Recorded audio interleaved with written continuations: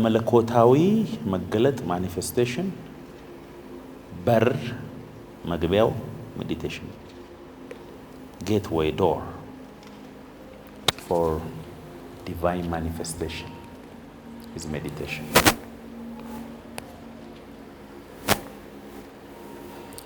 በፊዚካል ዓለምና በመንፈሳዊ ዓለም መካከል ያለው ኮኔክተር በር መግቢያ ሜዲቴሽን ይባላል። መንፈስ፣ ነፍስ፣ ስጋ ሜዲቴሽን የነፍስ ስራ ነው። ወደ ሩቅ ምስራቅ አካባቢ የሆነ ዕጣን አድርገው እግሮቻቸውን ቆላልፎ ሜዲቴት ያደርጋሉ። እነሱ አእምሯቸውን ባዶ በማድረግ ነው። እኛ ደግሞ የእግዚአብሔርን ቃል በመሙላት ነው። ኦፖዚት ነው። ከሱ ጋር የሚገናኝ አይደለም። በመመሰጥ በማሰላሰል ብዙ ድሎች እንዳሉ የእግዚአብሔር ቃል ይናገራል። ወደ ሌላኛው ዓለም መግቢያ መንገድ ነው። ሜዲቴሽን ማሰብ አይደለም። ማሰላሰል ማሰብ አይደለም። ታውቃላችሁ፣ አእምሯችሁ ብሬን ሴሎቻችን እስካን ተደርጎ ሲታይ አዲስ ሐሳብ ማሰብ ሲጀምር የሆኑ ጫፍ ምናምን ያላቸው ሄዶ ኮኔክት ያደርጋሉ። አይታችኋል? በብሬን እስካን ሲደረግ አዲስ የብሬን ሴል ይፈጠራል። አንተ አዲስ ነገር ስታስብ አሮጌው እየጠፋ በአዲስ እየተተካ ነው የሚሄደው። አስተሳሰብ ቀስ እያለ አሮጌው በአዲስ እየተተካ አሮጌው ያንተ እስከማይመስል ድረስ ይለወጣል። ድሮ ከገጠር የሚመጡ ሰዎች የከተማ ሽንት ቤት ላይ መቀመጥ እንደማይችሉ ታውቃላችሁ። በጣም ንጹህ ከመሆኑ የተነሳ አቀማመጡም እነሱ የለመዱት ጉድጓድ ነው። መተህ እዚህ ላይ ቁጭ በል፣ ኧረ እኔ እዚህ ላይ ልቀመጥ አልችልም ነው የሚሉ። ምን ትስቃለህ አንተን አንዱ። አሁን ግን ወደ ገጠር ብትልኳቸው የጉድጓድ ሽንት ቤት ላይ መቀመጥ አይችሉም፣ እግራቸውን ያማቸዋል። እና ድሮ በሱ ሲጠቀሙ እንደነበሩ ሁሉ አእምሯቸው ሻያ እኔ እዚህ ነበርኩ ነው የሚሉት። የገጠር ልጆች በጣም ትረዱኛላችሁ፣ የከተማዎች አይገባቸውም። ብዙ ላይፍ ስታይሎች አሉ። እየቀየርን አስተሳሰባችንን እየቀየርን ስንመጣ የድሮ ሪፕሌስ እየተደረገ ነው የሚመጣው። አንዳንድ ሐሳቦች ደግሞ አሉ የእግዚአብሔርን ቃል የእግዚአብሔርን ሐሳብ ሲንክ አድርገን ወደ ውስጣችን እንደ አሎሎ ጥልቅ ብሎ የሚገባበት ጊዜ አለ። ከዛ በኋላ በእኔ ሐሳብና በእግዚአብሔር ሐሳብ መካከል ልዩነት እስከማይኖር ድረስ የእግዚአብሔር ቃል በእኔ ውስጥ ያስባል ማለት ነው። ከኔ ጋር ናቸው። የእግዚአብሔር ቃል ሕያው ነው፣ የሚሰራም ነው። በሁለት ወገን ከተሳለ ሰይፍ ይልቅ ስለታም ነው። አጥንትን፣ ጅማትን፣ ቅልጥምን፣ ቦን ማሮን እስኪለይ ድረስ ይወጋል። አሁን እንግዲህ ሕያው የሆነው የእግዚአብሔር ቃል ከፊዚካሉ ዓለም ወደ ውስጠኛ ወደ መንፈሴ ዘሎ የሚገባው በእኔ ሜዲቴሽን ነው ማለት ነው። ካልሆነስ ሎጎስ ሆኖ አእምሮ ውስጥ ገብቶ ይቆልፋል አንተ ነው። እዚህ ነው ፊደል ይገላል የሚለው። ስፒሪት የሌለው ቃል ምንም ጥቅም የለው። ስለዚህ ሎጎስ የሆነውን ቃል እንደ እግዚአብሔር ቃል ሜዲቴት በማድረግ በኔ ውስጥ ሬማ እንዲሆን አደርገዋለሁ ማለት ነው። እኔ እኮ በፈልጋውን እየተናገርኩ ሁላችሁንም ማስለቀስ እችላለሁ፣ ወይ ላስቃችሁ እችላለሁ፣ ወይ ላስቆጣችሁ እችላለሁ። ግን ያደረኩት ንግግር ብቻ ነው። ተረሳተ ብዬ አብርሃምን አሁን ምን አንተ ምናምን ብለው ከዚህ ሰከንድ ጀምሮ ፕሮግራሙን እንዳይካፈል መንፈሱን ልበጠበጠው ይችላል። የሰጠውት ቃል ቀጥሎ የሚያስበውን ሐሳብ እንዲያውም በጣም ከማዘኑ የተነሳ ስቅስቅ እያለ እያለቀሰ ሰበረኝ እኮ ሊል ይችላል። ግን እኔ አንድ ቃል ሰጠውት። ከዛ በኋላ ቃሉን ሜዲቴት እያደረገ ወደ በሽታነት የሚቀይረው ግን ራሱ ነው። ወደ መድኃኒትም የምትቀይረው አንተ ነው። እግዚአብሔር ቃሉ ሲመጣ ቃሉን አእምሮዬ ውስጥ እያሰላሰልኩ በነፍሴ በኩል ወደ መንፈሴ እንዲደርስ የማደርግበት መሳሪያ ነው። የዚህ ሕግ መጽሐፍ ከአፍ አይለይ፣ ነገር ግን የተጻፈበትን ታደርግና ተጠብቅ ዘንድ በቀንና በሌሊት ሜዲቴት አድርገው። ያን ጊዜ መንገድ ይቃናልሃል፣ ይከናወንልሃል። እንደ አበሻ የሚመሰጥ የለም። የሚመሰጠው ግን ሮንግሊ ነው። በሰው ኑሮ ነው የሚመሰጠው። በማያገባው ነገር ነው የሚመሰጠው።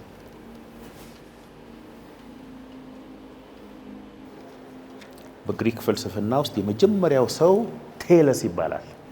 ቴለስ የሚባለው ሰውዬ ባህር አጠገብ ነው ቤቱ እና ምን ብሎ አስተማረ? ዓለም ላይ ያለ ነገር ሁሉ አማልክቶችን ጨምሮ የተፈጠሩት ከውሃ ነው አለ። ለምን? ጠዋት ሲነሳ የሚያየው ውሃ ነው። የሚበቅለው ነገር ያለ ውሃ አይበቅልም። ኑሮ ያለ ውሃ የለም። ሲያይ ትልቅ መርከብ ተሸክሞ ያመጣለታል ውሃ። ምግብ ሲፈልግ አሳ ከውሃ ውስጥ ያመጣል። ይሄ ነው ፈጣሪ ያለ። ቀጥሎ ደግሞ አናግዚማንደር የሚባል ሰው መጣ። አፈር ነው አለ። ውሃን ራሱ የተሸከመው አፈር ነው። እጽዋት የሚወጣው ከዛ ውስጥ ነው። አፈር ነው አለ። ምድር ናት፣ እርዝ ነው አለ። አናግዚሜነስ የሚባል ደግሞ ኧረ ጭራሽ ፋየር ነው አለ። ይህን ሁሉ ብልት የሚያደርገው እንደዚህ እያሉ ብዙ ሰዎች እየተፈላሰፉ ሄዱ። እነ ፕሌቶ የሚባል እነ ሶቅራጠስ የሚባል እነ ሌሎቹ መጡ ማለት ነው። ከነሱ ውስጥ በጣም ከባዱ ሶቅራጠስ የሚባለው ሰውዬ ነው። በባዶ እግሩ ነው የሚሄደው ሰውዬው። እና ዛሬ በዓለም ላይ ብዙ ሰዎች የሚተዳደሩበትን ስለ ዲሞክራሲ፣ ስለ ከተማ አሰራር፣ ስለ ምናምን የተናገረው እሱ ነው። ምንም መጽሐፍ አልጻፈም እሱ። እና ሰውየው ገበያ መሀል ሄዶ በአንድ እግሩ ቆሞ ለ24 ሰዓት ሜዲቴት ያደርጋል። መጥቶ ዞሮት ነው አይተውት የሚሄዱት። ካሜራ የለም ያን። እና ከእንትኑ ሲነቃ የሚናገረውን ነገር መቋቋም አይችሉም። ይሄኛው ሜዲቴሽን እና የኔ አንድ አይነት ነው እያልኳቸው አይደለም። ሜዲቴሽን የሚባለው ፓርት ግን ምን አይነት አደገኛ ነገር እንደሆነ እያስተማርኳቸው ነው። በዛኛው ዓለም እንኳን ብዙ ነገር እየሰራ ነው።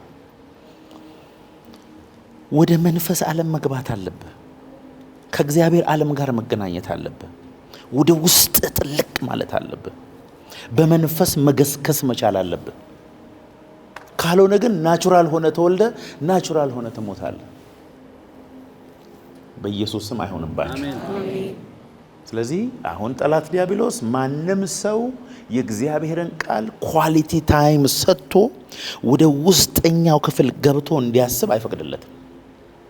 ይመታሃል፣ ሐሳብህን ልብህን መጥቶ በሌላ ሐሳብ ያወጣሃል። ምክንያቱም እሱን በኃይል ማሰላሰል የጀመርክ ቀን በዚህ ምድር ላይ የመጨረሻው አደገኛ ሰው አንተ እንደሆንክ ያውቃል።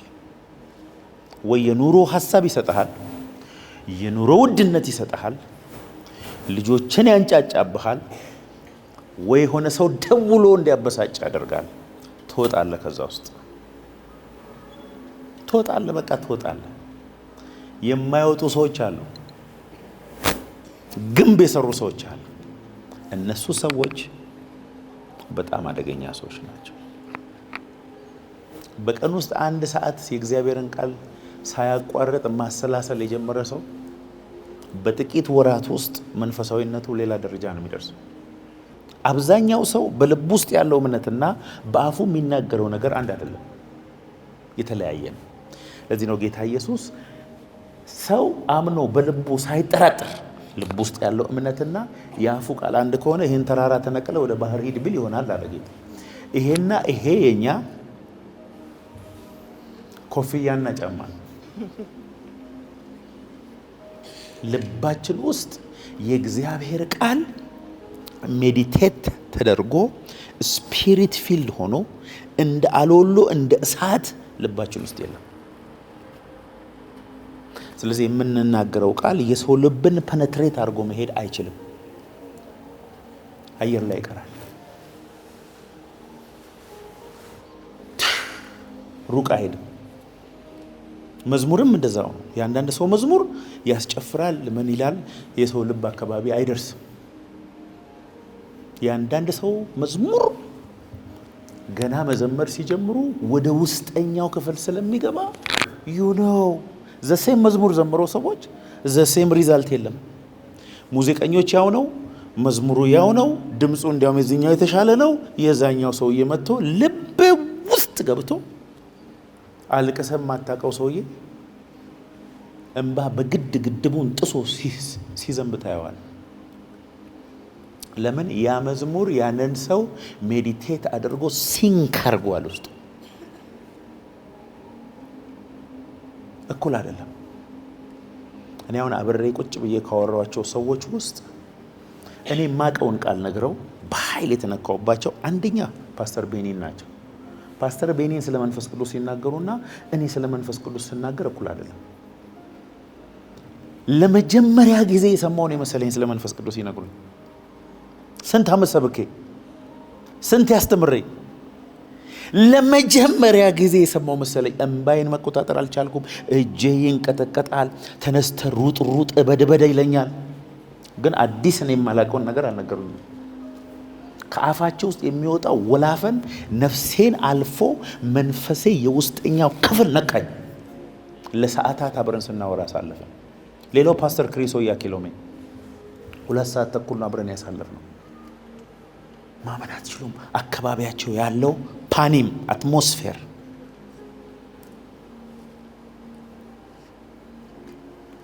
ስለ መንፈስ ቅዱስ የሚናገር ብዙ ሰው አለ። መንፈስ ቅዱስን ግን የሚናገር ጥቂት ሰው ነው። ስለ እሱ መናገርና እሱን መተረክ መናገር አንድ አይደለም። if you meditate the word of God በቃሉ እያበድክ ቃሉን ወደ ውስጥ አስገብተ እያሰላሰልክ የምትውል ከሆነ ጴጥሮስ እንዳለው ብርና ወርቅ የለኝም ይሄ ያለኝን እሰጥሃለሁ ብለህ ከውስጥ አውጥተህ መስጠት ትችላለህ። ሰው የሚሰማ ብቻ ሳይሆን አንተ ራስህ የምትናገረው ቃል ኖርማል እንዳልሆነ ታውቃለህ። አንተን እየባረከ ነው የሚሄደው። it will work for you and it will work for people። ባህላችን ውስጥ ነገርን ማሰላሰል እንጂ የእግዚአብሔርን ቃል ማሰላሰል የለም ባህላችን ውስጥ። አይሁዳውያን በጣም ነው ሜዲቴት የሚያደርጉት። ቃሉን ከፍተው ቀኑን ሙሉ ሲያሰላስሉ ነው የሚሆኑት። ፍርድ ቤት ሲሄዱ የሚያሰላስሉትን ያውቃሉ። ጦርነት ሲነሳ የሚያሰላስሉትን ያውቃሉ። ቁጭ ብለህ አስብ፣ አትንቀዥቀዥ። ከፍተኛ የመንቀዥቀዥ መንፈስ ምድራችን ውስጥ ገብቷል። በኢየሱስ ስም እንገለብጠዋለን። ችኮላ አለ። ቁጭ የሚል ሰው ሲንክ የሚያደርግ ሰው ጠፍቷል። የእግዚአብሔርን ፕሬዘንስ ስፖንጅ ዘይት ውስጥ እንደሚገባ ምጥጥ አድርጎ የሚወጣ ጄኔሬሽን እየጠፋ ነው ያለ። እሱን ነው እግዚአብሔር ቃል የሚናገረው። ኢያሱ እነዚህን 7 ወያኖችን ለመምታት የሚያስፈልግ አንድ ነገር ብቻ ነው። ቁጭ ብለህ ቃሉን ሜዲቴት ማድረግ ጀመር። እስራኤልንም እኮ እግዚአብሔር እንደዚህ ነው ያለው። ቃሉን የልብህ ጽላት ላይ ጻፈው፣ አንገት ላይ ሰራው። በመኝታ ስትተኛ፣ ስትነሳ፣ በመቀመጫ ላይ ስትቀመጥ፣ በመንገድ ስትሄድ አስበው፣ ሁሉ ነገር ይከናወንልሃል። ዘዳግም 6 ይመስለኛል ይቀር። ስትተኛ፣ ስትነሳ፣ ስትቀመጥ፣ ስትሄድ፣ ስትበላ፣ ስትጠጣ ይህንን ማሰላሰል የቻልክ ጊዜ ነገሮች ሁሉ ላንተ ይሰሩልሃል። እኔ አላልኩም፣ የእግዚአብሔር ቃል ነው። ይኸውላችሁ የእግዚአብሔርን ቃል ባታስብም ማሰብ ይቀራል? አይቀርም እኮ። አለማሰብ ይቻላል? አይቻልም። ለምን ነው ጀንክ ነገር የምናስበው? ጠላት እኮ አእምሮአችንን ነው ብለርድ የሚያደርገው። በዕብራይስጥ ሜዲቴሽን ማለት ሀጋ ማለት ነው። ሀጋ ማለት ዝም ብሎ ማጉቶም ተመንም ይመለከታል። መተር ማድረግ። ሌላው ኢማጂን ማድረግ፣ ማረገዝን ይመለከታል። ከዛስ እንደ አንበሳ ማጓራጥንም ይጨምራል። ሀጋ ማለት ማሰብ ብቻ አይደለም፣ ማለት ይፈልጋል እንጂ ዝም ብሎ ሳይለንትሊ ማንበብን ብቻ አይመለከትም። ልክ ዶሮ ጫጩቶቿን ኢንኩቤት እንደምታደርግ በልባችን ሐሳብ ውስጥ የእግዚአብሔርን ቃል ኢንኩቤት ማድረግ ነው። እዛ ውስጥ እንዲፈለፈል በረከትህ ከዛ ውስጥ እንዲወጣ እግዚአብሔር ባንተ በኩል በምድር ላይ የሆነ ኃያል ነገር እንዲሰራ ቁጭ በል ወይ በደረት ተኛ ወይ በጀርባ ተኛ፣ አይንህን ጨፍን፣ ከእግዚአብሔር ዓለም ጋር ተገናኝ ማለት ነው። ሀጋ ማለት እስራኤላውያን ቆባቸውን እዚህ ጋር አድርገው እንደዚህ ነው።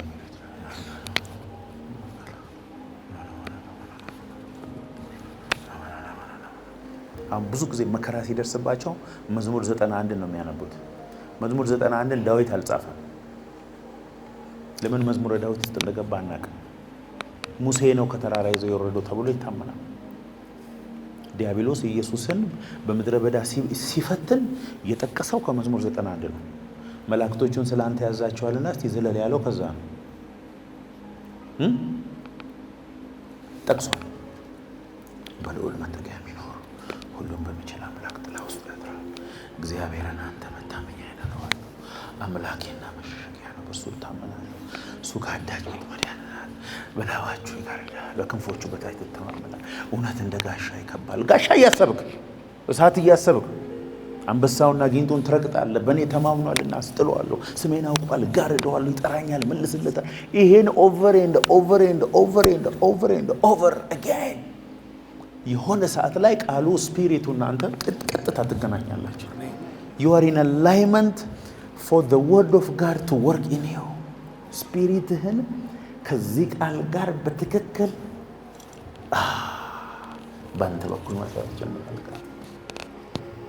እዚህ ጋር ብቻ ካለስ doesn't work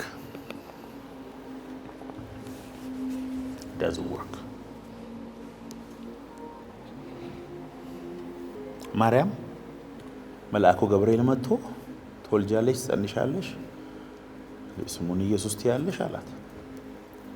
አይ እኔ ወንድ አላውቅም ምሮ የምታወራው ስትለው የልዑል ኃይል ነው የሚመጣው፣ ያንቺ ስፔሻል ነው አላት።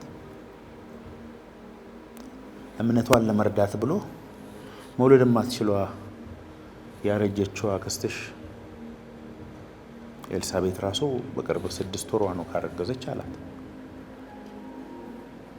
ያው ዘካርያስንም ማስቢ ነው እምቢ ካልሽ ችግር ይመጣብሻል። እሺ እንደ ቃል ይሆነልኝ። በዛች ሞመንት ነው ባይዞ ኮንሲቭ ያደረገችው። ፊዚካሊ ነው ኢየሱስ ኮንቪንስ ያደረገችው። ኢየሱስን ፊዚካሊ ያረገዘች በአሜን ይሁንልኝ በሚል ብቻ። እጅ አልጫነባትም፣ ውሃ አልደፋባትም፣ አላንፈራገጣትም። ምንም ያደረገው ነገር የለም። የልዑል ኃይል ባንቺ ላይ ይመጣል ሲል አሜን አለች፣ ገባ መንፈስ ቅዱስ። she's in alignment to the word ማለት ነው። ለቃሉ እሺ ስትል ሆሊ ስፒሪት እምቢ ብትል እኮ ላይገባ ነው ማለት ነው።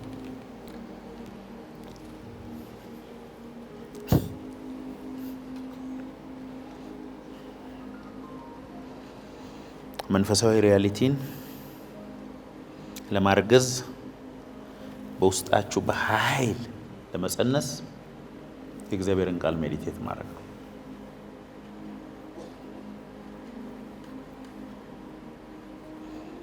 ስለዚህ ቲቢ ጆሹዋ እንደሚለው ሜዲቴሽን መንፈሳዊ እርግዝና ነው ይላል። ሜዲቴሽን ኢዝ ስፒሪቹዋል ፕሬግናንሲ ይላል። የሰውየው ትልቁ ሚስጥር እዛ ጋር ነው ያለው። ዶንት ጀስት ሪድ ዘ ባይብል፣ ሜዲቴት። change the reality into your own reality።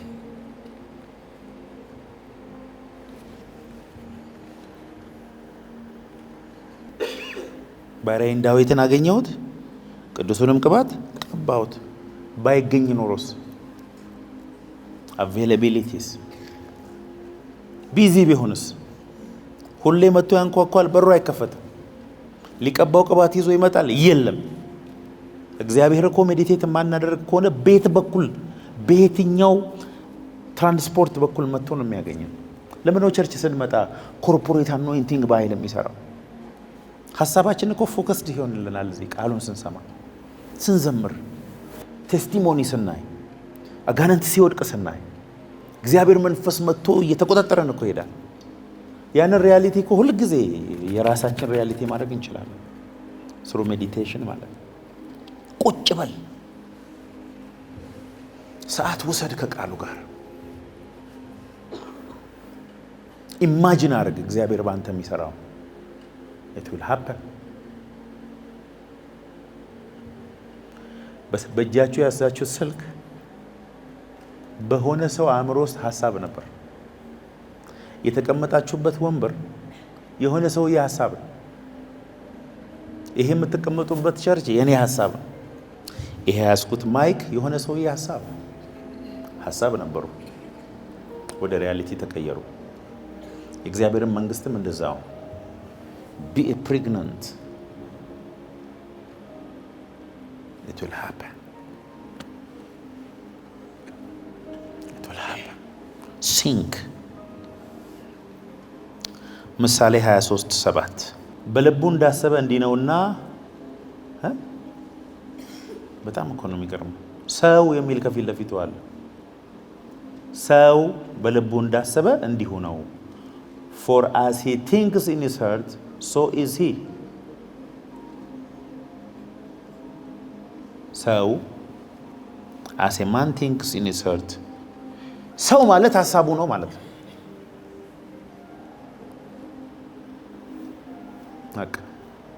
ጌታ ኢየሱስ ወደ አፍ የሚገባ ምን ያደርግ ማለት አያረክስም። ስለዚህ አንተን ለጤንነት ይስማማ እንጂ እንቁራሪትም መብላት ትችላለህ፣ ውሻ መብላት ትችላለህ፣ በሬ መብላት ትችላለህ። በሬ ላንተ ቅዱስ ነው፣ አህያ ለቺንግቾንግ ቅዱስ ነው።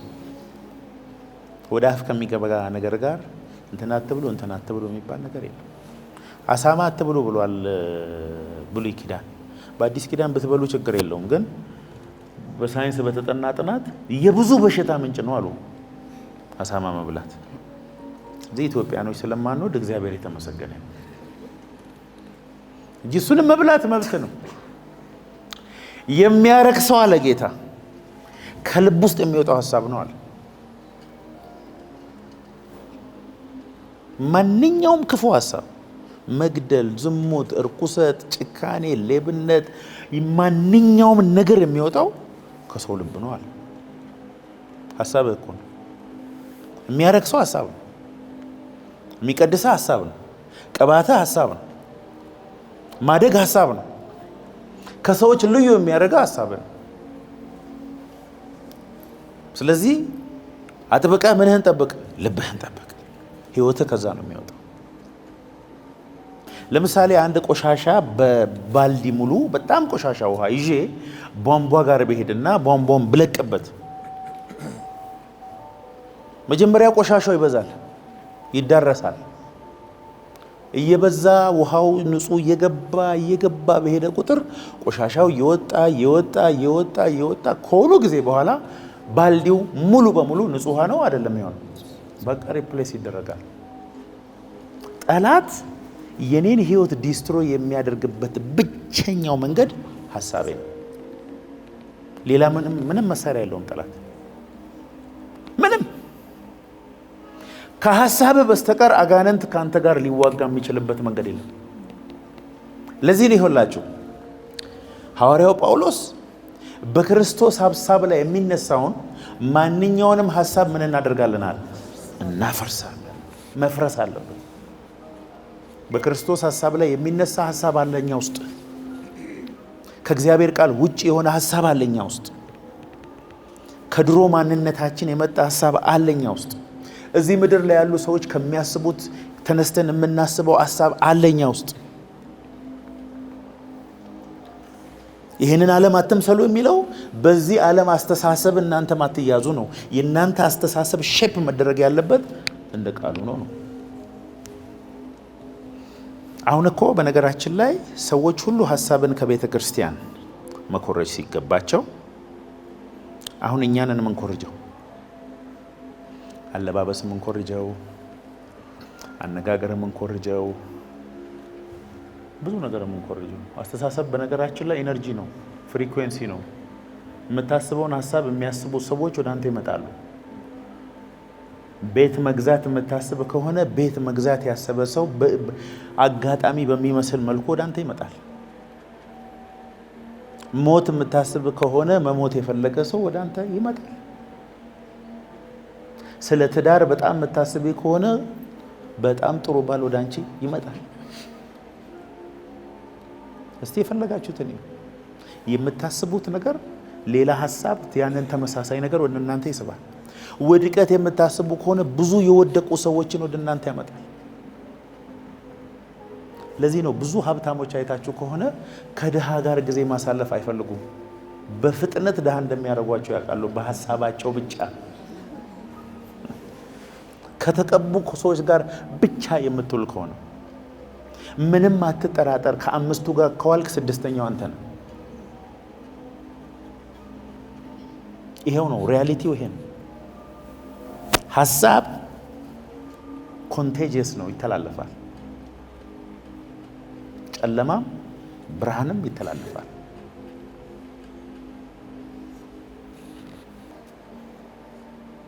ይቻላል። በቅርብ ጊዜ የሆኑ ሴትዮ በሙዚቃ በፒያኖ ከዓለም አንደኛ የወጡት ሴት 90 ዓመታቸው ነው። የሚገርማችሁ ሙዚቃ ትምህርት ቤት የገቡት በ80 ዓመታቸው ነው።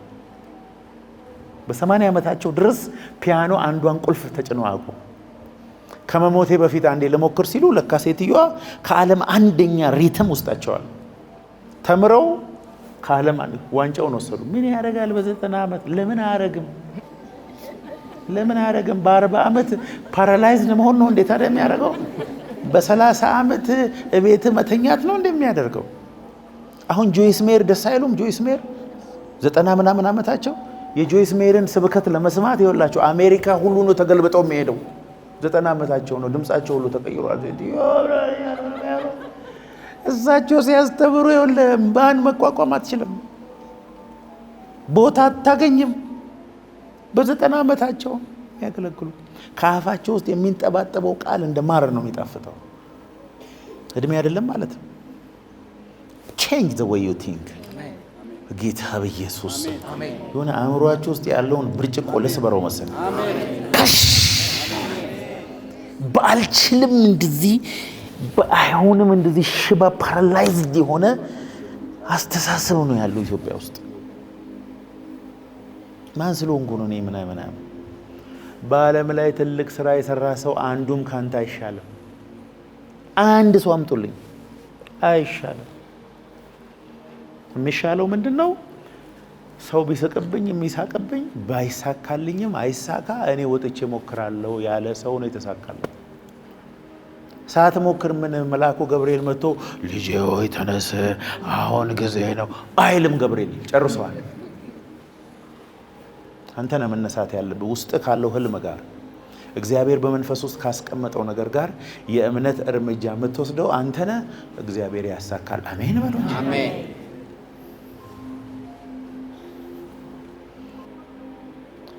ግን አብዛኛው ኢትዮጵያዊ ምን መሆን እንደሚፈልግ አያውቅም።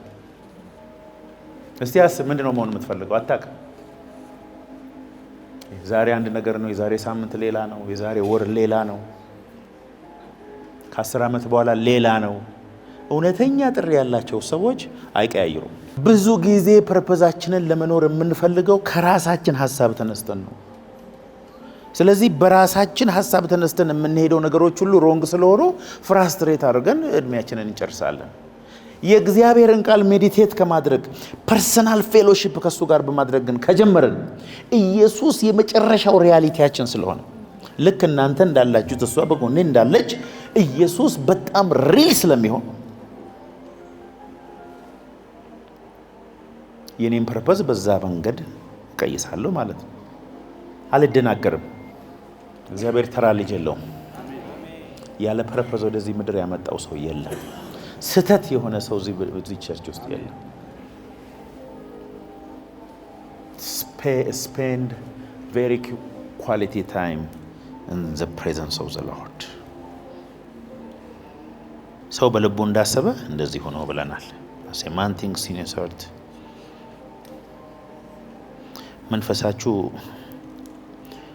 ዝም ብሎ ተደጋጋሚ የሆነ ጸሎት ምላሽ የለውም። ውስጣችሁ ላለ ትልቅ ጥልቅ የሆነ ሜዲቴሽን ቪዥዋላይዜሽን ኤንድ ኢማጂኔሽን ነው መልስ ያለው። ልባችን ያልሰጠነውን ነገር ፕሪንት አድርገው አይሰጠንም። የድሮ ፎቶ ታውቃላችሁ? ድሮ ካሜራ ፊልም የምትባል ነገር አለች ውስጥ የምትገባ ከተነሳ በኋላ የዛሬ ሳምንት ሐሙስ 11 ሰዓት መጥተህ ነው ፎቶ የምትወስደው።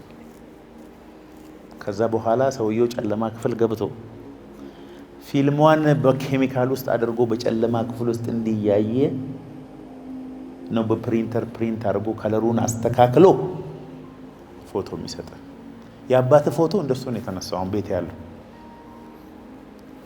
ያልሰጠውን ፎቶ ፕሪንት ማድረግ ትችላለህ? አትችልም። የኛም ልብ እንደዛ ነው። ማኒፌስቴሽን የሚመጣው ካጎረስከው ካበላኸው የእግዚአብሔር ቃል ነው። ብሉት ነው ቃልን አገኘሁት በላሁት ለአንደበቴም ጣፈጠ ስለሚል በህይወቴ እግዚአብሔር በኃይል ትልቅ ነገር ያደረገብኝ ጊዜ እኔ ብዙ የጸለይኩ ጊዜ ሳይሆን ብዙ ሜዲቴት ያደረግኩ ጊዜ ነው። ቁጭ ብዬ ጨለጥ ብዬ በእግዚአብሔር ቃል ውስጥ የገባሁት ጊዜ ነው። ውጭ ያለው ድምፅ ሁሉ ኳይት ታይም በመረጋጋት ውስጥ ልባችን እየሮጠ ነው የብዙዎቻችን።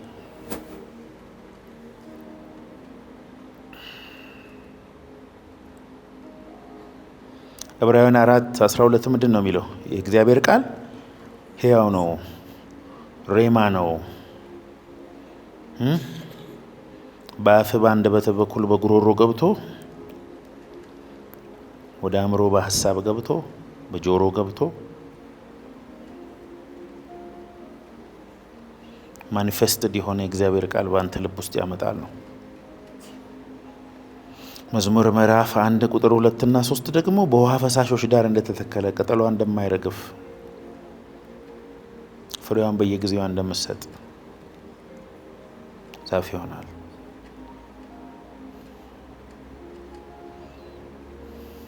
ሜዲቴሽን የአሸናፊነት የኃይል የቦልድነስ ስፒሪት ይሰጣል። በጣም ሜዲቴት ስታደርግ ፍርሃት ከውስጥ እየጠፋ ሄዳል። አድርግ ስራ የሚል እርጅ አንተ ውስጥ ይገባል። አትጨነቁ። ተጨንቆ ከቁመቱ የሆነ ስንዝር መጨመር የሚችል የለም። ለቀኑ ክፋቱ ይበቃዋል። መጨነቅ በነገራችን ላይ ሜዲቴሽን ኔጌቲቭ ሜዲቴሽን ነገ ምን ሆናለው፣ ምን እበላለው፣ ልጆቼ ምን ይሆናሉ፣ ምን እከፍላለው፣ ሳረጅ ምን ሆናለው፣ እንዲህ በሆነ እንዲህ ምን ሆናለው። በዓለም ላይ በተጠና ጥናት 89% የምንጨነቀው ጭንቀት ሆኖ አያውቅም። 90% ሁሉ አይሆን።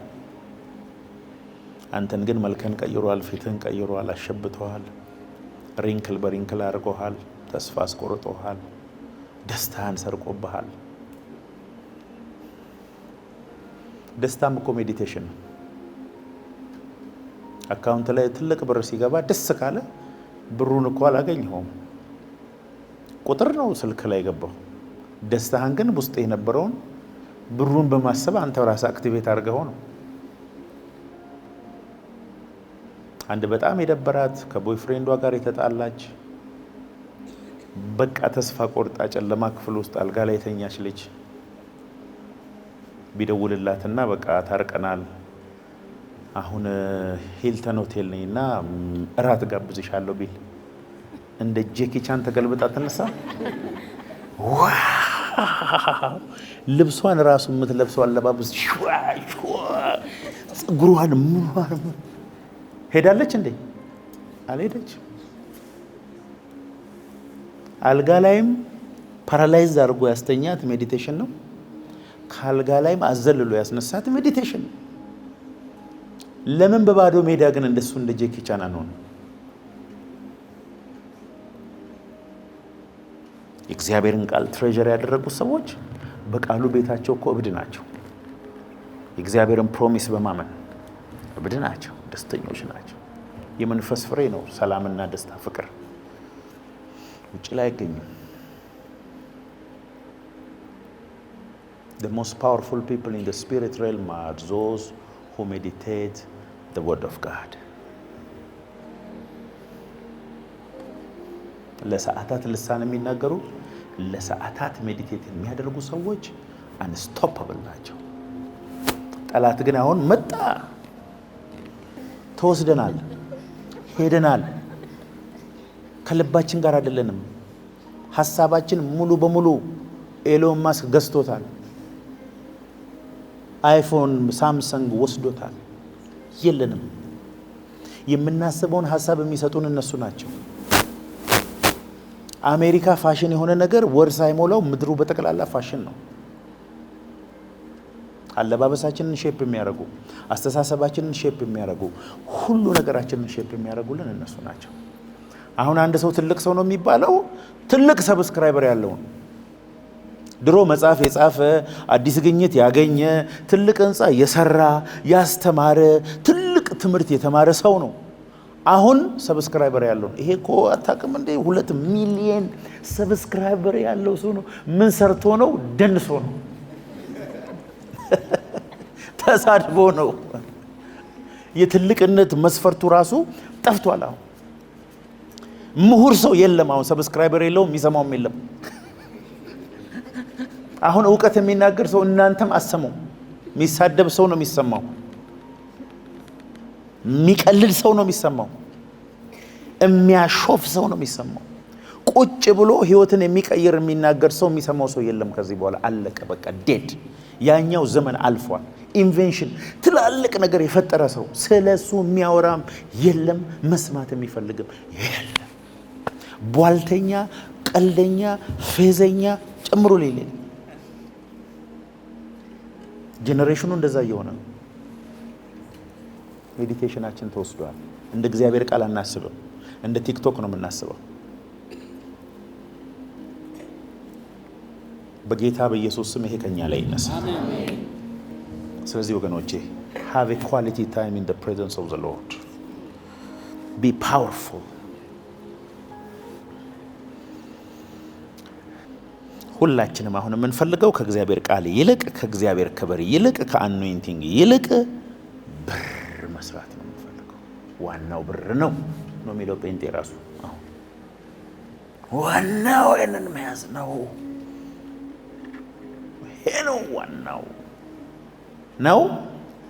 ይኸው ይሰጣል ጌታ። ይሄንን እንዲህ እንዳልክ ግን ትሄዳታለህ ወደ እንዲህ ያልክ። ዋናው ፕሬዘንስ ሆኖ እግዚአብሔር ምስክሬ ነው። ክብሩ ነው ዋናው። አይቅለልብን እባካችሁ። በህይወትህ መሆን የምትፈልገውን አስብ። እግዚአብሔር ምስክሬ ትሆናለህ። እግዚአብሔር ሰው ዝሙት አደረገ የሚለው ወንድና ሴት ሲተኙ አይደለም፣ ሜዲቴት ሲያደርግ ነው። ሴቷን እያሰበ በልቡ ሜዲቴት ሲያደርግ እግዚአብሔር እንዳደረገ ነው የሚቆጥረው። ምክንያቱም ነገ ከማድረግ የሚያክለው ነገር የለም። ሜዲቴሽን። ሌብነት ሜዲቴሽን። ሰው መግደል፣ ወንድሙን የሚጠላ ነፍሰ ገዳይ ነው። በቃ የሰውዬ መግደል ጀምሯል። እዚህ ሜዲቴሽን። በቀል ሜዲቴሽን ነው። ክፋት ሜዲቴሽን ነው። ቅባት ሜዲቴሽን ነው። ኃይል ሜዲቴሽን ነው። ገንዘብ ሜዲቴሽን ነው። ስራ ሜዲቴሽን ነው። በሁለት ሀሳብ የሚወላውል አለ ጌታ ከአንዳች የሚያገኝ እንዳይመስለው ይላል። የእንግሊዘኛው እንዲያውም ደብል ማይንድድ ነው የሚለው። ይሄንንም ከሁለት ሁል ጊዜ ባይፖላር የሆነ ሁለት ፖል ላይ የሚረግጥ ሰው የሆነ ነገር ለማግኘት ይቸገራል። እግዚአብሔር በልብ ውስጥ ያስቀመጠው ምን እንደሆነ ማወቅ አለበት። ዳዊት የልቤ ሐሳብ የአፌ ቃል በልቤ ያማረ ይሁን። ያ ቃል ልብንም ቃልንም እግዚአብሔር እንደሚያይ ሰው ፊትን ያህል እግዚአብሔር ግን ልብን ያህል። ለዚህ ነው ልቡ ስለታየ እዛ ምድረ በዳ እግዚአብሔር ያየውን ያነሳው። መቅደስ ሄዶ አይደለም፣ ህዝብ መሀል ሄዶ አይደለም፣ ምድረ በዳ ከበጎቹ ጋር ሆኖ ነው እግዚአብሔር ያየው። እና እግዚአብሔር የልብህን ሐሳብ ያውቃል። በሉ እስቲ እግዚአብሔር የልብህን ሐሳብ ያውቃል በሉ። ድገሙና በሉ ባካች።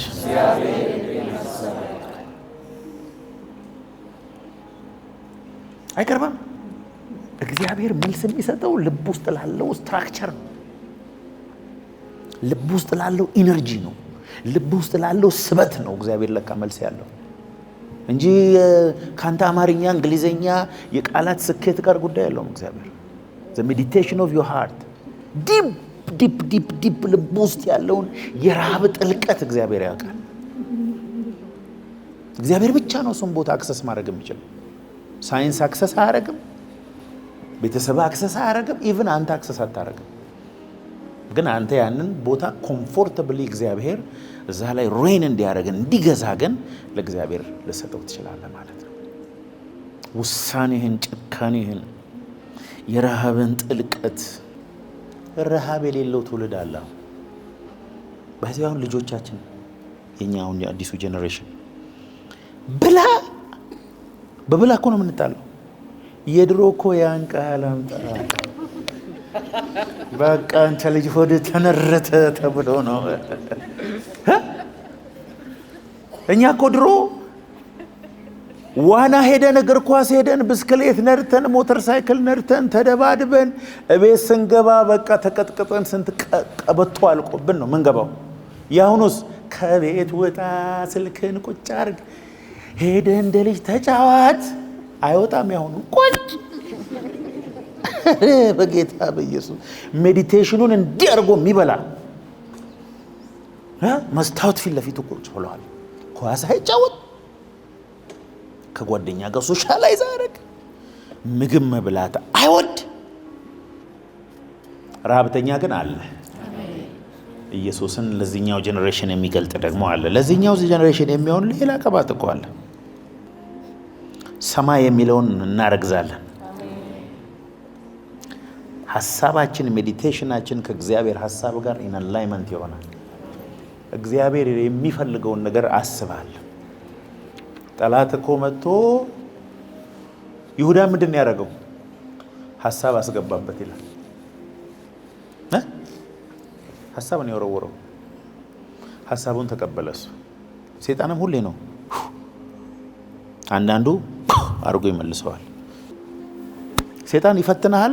ባለፍካቸው ፈተናዎች ብዙ አይፈትናል። ሁላችንም የራሳችን ጠንካራና ደካማ ጎን አለን። ያ ደካማ ጎን ላይ ነው ሜዲቴሽን ማብዛት ያለብን። ከዛ ውስጥ የምትወጣበትን ነው። ጠንካራ የሆንክበት አይደለም። እሱ ሐሳብ የተቀየረ ጊዜ ልክ ያ ጠንካራ የሆንክበትን አይነት ኮንክሪት ሐሳብ ያመጣ ጊዜ ሰይጣንን ድፊት አደረከው ማለት ነው። ኢየሱስ ጌታ ነው። አሜን። መንፈሳዊ ውጊያ በጌታ በኢየሱስ ስም ብሎ መጮህ አይደለም። እንደዛ ቢሆን ኖሮ ኢትዮጵያ ውስጥ የተገሰጸው አጋንንት ከአፍሪካም ከአውሮፓም ከኤዥያም ከሰባቱም አህጉራት ወጥቶ ወደ ሌላ ፕላኔት ሄዶ ነበር። ኢትዮጵያ ብቻ የተገሰጸው። እኔ ባለፉት 30 ዓመታት ወደ ቀኝ፣ ወደ ግራ፣ ወደ ላይ፣ ወደ ታች፣ ወደ ሰሜን፣ ወደ ደቡብ የመታ ነው መንፈስ ይጠፋ ነበር። እነዛ ወደዚህ ሲሸኙ እኛ ወደዛ ስንሸኙ እየተጫወትን ያለነው። የደቡቦቹ ወደዛ ሄድ ሲሉት እኛ ወደዛ ስንሸኝ ከዛ ወደዚህ ሲመጣ አልሄደም። ሁሌ ነው የምጮኸው። መንፈሳዊ ውጊያ የመዳን የራስ ቁር ምንድነው? የመዳን የራስ ቁር አስተሳሰብ እኮ ነው። ድኛለሁ፣ ድነቴ ለዘላለም ነው። መዳኔ እዚህ ጋር ያለውን ማንነቴ ውጊያ ውስጥ ገባ በመዳን ነው የሚጀምረው። የእምነት ምን ጋሻ እምነት፣ ማንኛውም እምነቴ የሚወረወርብኝን እመክትበታለሁ። የጽድቅ ጥሩር ማለት ይሄኛው እዚህ ጋር የሚደረገው ፕሌት ብረቱ ማለት ነው። በክርስቶስ በተሰራልኝ ስራ ጸድቄያለሁ። ይሄ ማስተሳሰብ ነው። የወንጌል ጫማ ተጫምታችሁ የመንፈሱ ሰይፍ ቃሉን ይዛችሁ አያችሁ። ይሄ አሁን ቁመና ነው እንጂ ቃሉን በመናገር መዳህንን በማረጋገጥ ጽድቅን ሜዲቴት በማድረግ መኖር ማለት ነው መንፈሳዊ ውጊያ። አጋንንት ያንተን የድምፅ ውፍረት አይፈራም። ሲወረወረብህ የመዳን ራስ ቁር፣ የጽድቅ ጥሩር፣ አኗኗር፣ አስተሳሰብ በቃ እሱ ነው። ስለዚህ ይሄንን ነው በብረት ምንድን ነው የራስ ቁር ማለት ነው ማለት ነው። ሄልሜት ሞተር ሳይክል የሚነዱ ሰዎች ጭንቅላታቸው መሬትን እንዳይመታ የሚያደርጉት ሄልሜት ማለት ነው መዳን። ሀብታም በሆኑ ሰዎችና ድሃ በሆኑ ሰዎች መካከል ያለው ልዩነት ሀሳብ ብቻ ነው። ደስተኛ በሆኑትና አዘንተኛ በሆኑ ሰዎች መካከል ያለው ልዩነት ሀሳብ ብቻ ነው። ዝም ብሎ ደስ የሚለው ሰው አይታችሁ አታውቁም? የሚል በቃ ጠዋት ደስተኛ ነው፣ ማታ ደስተኛ ነው፣ ምንም የለውም ግን ደስተኛ ነው። ጅል ነው እንዴ? እኔ ጅል ደስተኛ ያስሻለኛል ከሀዘንተኛ ጂኔስ። ፊቱ ረጅም እንደፈረስ ምንም ብታረጉለት የማይደሰት ሰው ገጥማችሁ አያውቅም? ምንም ብታረጉለት ምንም ቢሆንለት በቃ ሀዘንተኛ ጭንቀታ የሆኑ ሰዎች አሉ። በጣም ሁል ጊዜ ጭንቀት ኢንተርቴን የሚያደርጉ ሰዎችን ለመጨረሻ ጊዜ በዚህ ሳምንት አገኟቸውና ሳሟቸውና ቻው፣ ከጭንቀት ስትላቀቅ እንገናኛለን። የምትረዷቸው ከሆነ ከዛ ውስጥ እንዲወጡ እርዷቸው። ጭንቀት ይተላለፋል፣ ደስታ ይተላለፋል፣ ሳቅ ይተላለፋል። ልክ እዚህ ጋር አስተሳሰብን ስትቀይር ገንዘቡም ይመጣል። የሆነ ነገርም ስትቀይር ነገሮች ይመጣሉ። ካልሆነ አስቸጋሪ ነው፣ አስቸጋሪ ነው። እግዚአብሔር ሐሳብሽን እስካልቀየርሽ ድረስ የማያደርጋቸው ነገሮች አሉ በሕይወትሽ። ልቀቅ ቆሎንም ወደህ ጨብጠ እጅህም እንዲወጣ መሞከር ከመላላጥ ውጭ ምንም አያመጣም።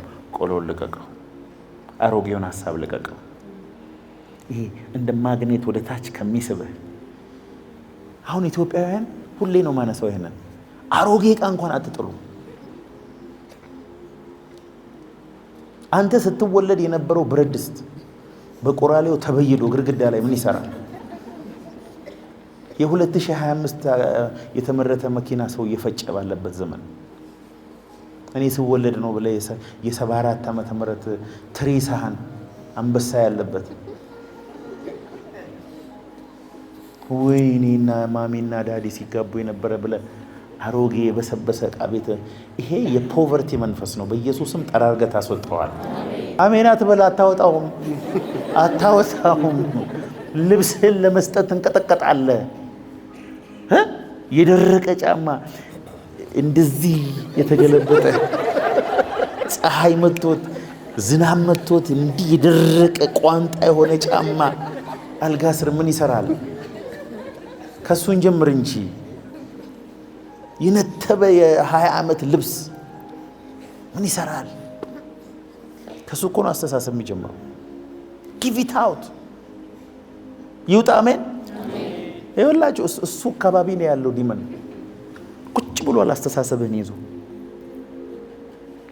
የ70 ምናምን ዓመተ ምህረት ዕቃ እናንተ ቤት አይሰራም እኮ ቴሌቪዥኑ፣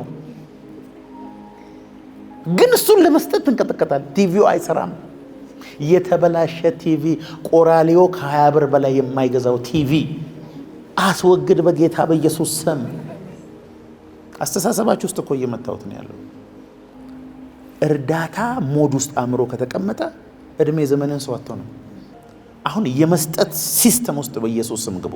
አሜን። በቃ የመስጠት ሞድ መስጠት ሲጀምር በመስጠት ሞድ አእምሮን ስትቃኝ እግዚአብሔር ላንተ እየሰጠ ይሄዳል። ጌታ ኢየሱስ ይባርካችሁ።